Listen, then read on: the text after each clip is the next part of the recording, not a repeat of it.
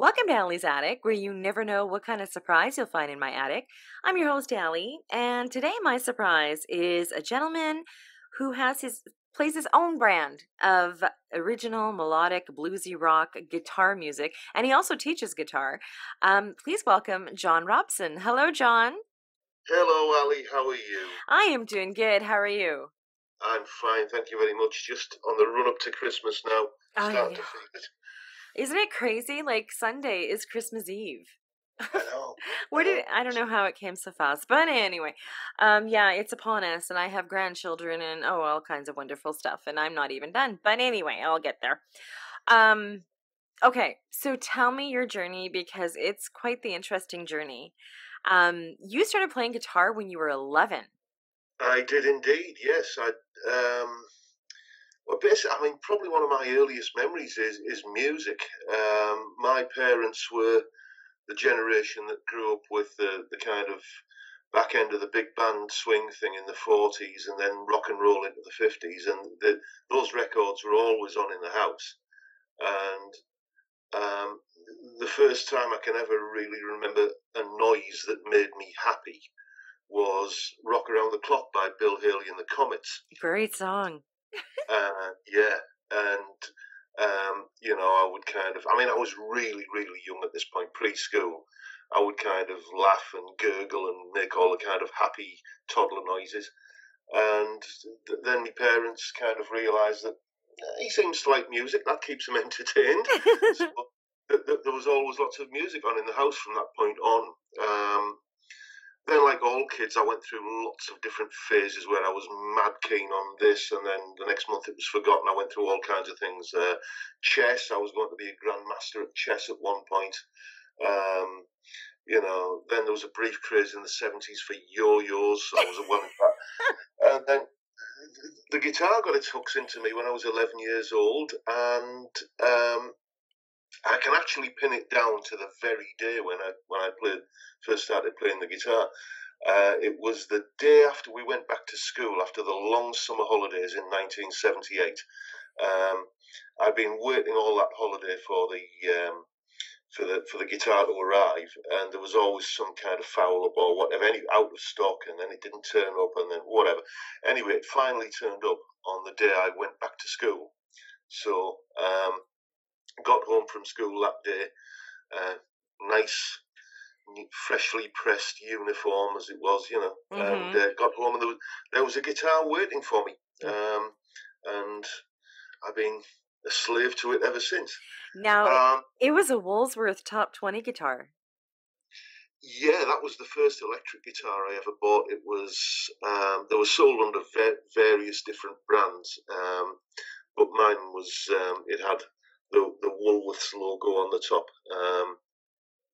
and yes, it was a horrible instrument, but it was mine, and I used to plug it into the microphone socket on my kind of record player tape deck kind of thing, and if you turned it up really loud, it used to go very distorted and sounded really good. Ruined the speakers on the stereo, but you don't care about that sort of thing when you're 11. No. So it was your Amstrad, and it's called, back then, stereos were called Music Center? Yeah, it was called a Music Center. Wow, that's cool. Okay, so then before long, you were playing in school bands and started gigging when you were 14. Yeah, I did. I was actually asked by I used to hang around in the music room at school on a lunchtime, just because it was somewhere that was indoors that you were allowed to be, where it was warm. So I used to hang around there, and the music teacher, the school music teacher, kind of noticed me playing and kind of said, "Are you busy this weekend?" I said, "Well, no." He said, "I have a band and we're short of a guitarist. Can you fill in? Can you learn 30 songs before the weekend?" I thought, well, yeah. I didn't know that I could, but I was going to try. So cut a long story short, I gigged for about a year with the music teacher in the school's music teacher's band, Um, it was just, kind of top 40 covers and that kind of stuff. But it was my first experience at treading the boards, really, and Wow. I That liked it. Yeah, no kid, that's cool. Now you also okay, so after finishing school, you trained as a radio officer for the Merchant Navy. I did indeed, yes. And how long were you there? That was a 3-year course, Okay. and it was in the English Lake District where the kind of training facility was, um, and it's quite a touristy kind of area. So there's lots of bars and there's lots of places have live music. So I was doing a lot of live work there as well, and that sort of helped me pay through college and stuff. That and Wow. all the other student jobs that you have when you're a student. Yeah, no kidding. Now, after a brief spell, working in a test lab for a Japanese electronics company, which is cool. What did you test there? Just the It was we used to make parts that ended up in VCRs, microwave ovens, photocopiers, faxes, all the cutting edge of 1989 technology, Wow, basically. that is so you did so many cool things. So you turned professional as a guitarist in the early 1990s. Yep, And yeah, since then, you've played in a hugely diverse range of bands, from top 40 cover bands and classic country acts, right through to alternative rock, indie groups, and blues bands. yep, And you've also carved out a reputation as a session player and sideman for yep. various touring and recording musicians in your native Teesside. What is Teesside? Teesside is the area surrounding the River Tees, the side of the Tees, basically. Ah, okay. So that's in the UK, correct? Yeah, Okay. yeah, it's northeast coast. Okay. So, like, how long? Okay, so how are you still playing, doing all of this as like a session player and sideman, or now is it just strictly you? I don't really do live work anymore because the money wasn't really keeping pace with the cost of living. Mm-hmm. Uh, Playing gigs is something that plenty of people are happy to do just to break even, or even if they don't lose too much money doing it, it's a pleasurable hobby. So if you've got rent, well, in my case, a mortgage to pay, then you've got to take a long, cold, hard look at the business side of things and think, can I afford to keep doing this? So Mm-hmm. unfortunately, I can't. I still do the odd recording session, but nowadays that's just me kind of emailing a track that I've recorded to somebody who could be in the next street or on the other side of the globe. It's Mm-hmm. just the way it tends to go nowadays. I tend to look at that kind of thing as a bonus when it comes up. It's good money when it drops into your lap, but you can't kind of budget on it being there every month. Well, Mm-hmm. my do it. Um, so the lessons really is the main thing that puts food on the table at the moment. Yes. Now you teach guitar, I do indeed, yes. which makes sense because you're so good at it. Thank you. Thank you. That's such a sweet thing to say. Thank you. Yeah, you're welcome. Now you're teaching in Redcar in the UK. Yep. And I guess if people want to, if in the area, find you, they can find you on Twitter. And mostly it's J Robson guitar, John J, Robson. Yeah. J Robson guitar. Yeah. Okay. Twitter is the only social media I do. I used to be on Facebook, but I recovered. Yeah, I'm on Facebook too, but I love Twitter. Now, I want to talk about your influences before I ask you my next question because it's a wide variety. If I could speak, that would help. So Eric Clapton, Gary Moore, Jeff Beck, Kenny Burrell, Miles Davis, Yep. Joe Satriani, which is like the best, I think, influence anybody can have. Edward Elgar and Chuck Berry, just to name a few. Yes, indeed. Yes. Well, the Chuck Berry thing obviously goes back to what I was saying about all the old 50s rock and roll that was kind of echoing around our house when I was a kid. There was just something so. I mean, if you could kind of distill coolness into, you know, a single note, it would be a note that Chuck Berry had played. You know, Yeah. it's just everything about his music. Just that cool swagger about it. Yeah. Uh, then from the rock and roll kind of stuff, I got into blues. From blues, that led me to jazz, and another offshoot from blues really is the whole kind of rock thing. You know, kind of Led Zeppelin and Deep Purple, and then on through that. And then about 15 years ago, I just had a little chat with myself, thinking that you call yourself a musician, but there's this whole area of music that you've willfully ignored all your life, classical music. Mm-hmm. I think it's just, you know, I don't know what the school system's like over there with you, but um, every single day there was kind of classical music kind of things that you had to listen to at school, whether it was in the school assembly or whatever.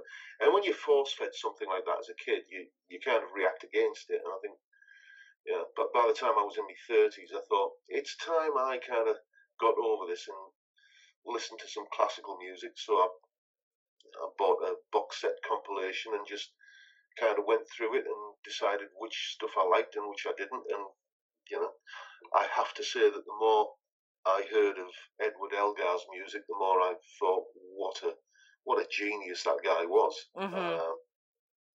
You know, he just had such a gift for writing a melody that would imprint itself on your soul. One of these days, I will get round to doing something like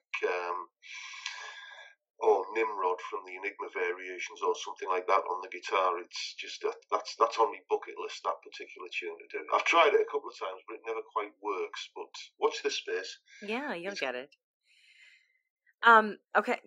I can't believe you don't sing. You have such a beautiful speaking voice. Like, I could listen to you talk all day.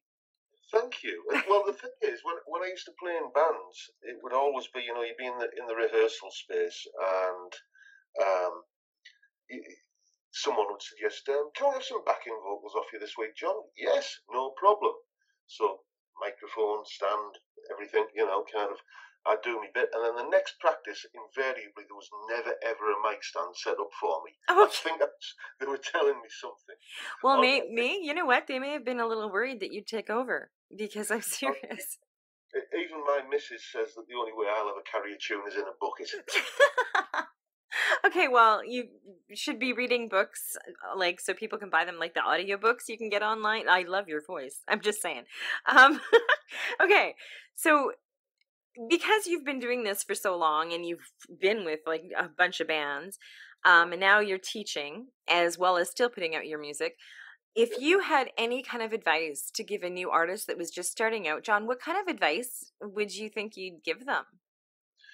Be patient and be determined. Um, the world doesn't care about your music. It's not going to sit up and listen just because you've put your heart and soul into a recording and given it everything you've got and mixed it and mastered it to perfection and tweaked it till it's absolutely the bee's knees, exactly the best piece of music that's ever been written. The world doesn't care until you make them care. And you just, my old dad used to have a saying. He said, "No one ignores a squeaking gate," and you've basically got to be the squeaking gate that just, you know, kind of keeps on making a noise and kind of making people notice you, basically. But I mean, I've been releasing albums now for 20 years, and it's taken till now really for them to start getting any traction. And you know, people ask me about, "Oh, I love that track you did on, you know, Elbow Grease," which was an album from 15 years ago. I'm thinking, I can't even remember it. I doubt if I could play it. Mhm. So it's just be determined and be patient. That's great advice. That is very great advice. And I like that you said bee's knees. I'm just saying. I love that saying. Okay. Now, what two songs are we going to hear from you today? Uh, well, the first one is the first track off the latest album. The album's called "Handles for Forks," and that's a peculiarly British cultural reference. Anybody who doesn't understand handles for forks, Google it. It's a very funny thing. Anyway, yeah. Now you're going to make me Google it. Okay, go ahead. The first tune is called The Jolly Roger, and that's a kind of a stomping, kind of swinging kind of thing. And then the second one is actually the last track off the album, where I was messing around with an Arabic scale for a lesson, really. And I came up with this Arabic sounding melody, so I named it after a character from the Arabian Nights, 1001 Nights. It's called Scheherazade. Scheherazade. When you first sent me that song, I was like, oh my God, I can't even say that name. It's a really good song. Like, I absolutely love it. Thank you. You're welcome. You're so talented. Like, I'm so glad you came on. Pleasure. Now, you can purchase your music online and also your website, which is johnrobsonmusic.co.uk. Correct? That's correct, yes. That's, yeah, and that's going to be up on my website. As soon as they click it, click on it, it'll take them right to your website. I'm having a rough day. Keep taking the tablets. Yeah, exactly, right? Thank you so much, John, for coming on and taking time out of your day. Thank you for rescheduling. John was supposed to be on Friday, just so everybody knows. I'm ill, so he agreed to do it today. So I want to say thank you so much for my pleasure, Ali. Being, available. And anytime something new happens or you have a new song, like you say, you do singles every now and then and send them out, make sure I'm on that list, because I'll throw them up on my website under Ali's Odds and Ends and help promote them. And I'm urging everybody that's in your area, go and learn how to play guitar from John, because he can play guitar like you would not believe. And you're going to hear when you hear the two songs, as well as when you go to his website, you'll be able to hear more music of his. So once again, John, thank you, thank you, thank you. Thank you very much, Ali. It's been an absolute pleasure. And thank you for joining me on Ali's Attic. Keep checking my website, because you never know what kind of surprises you'll find in my attic. Cheers.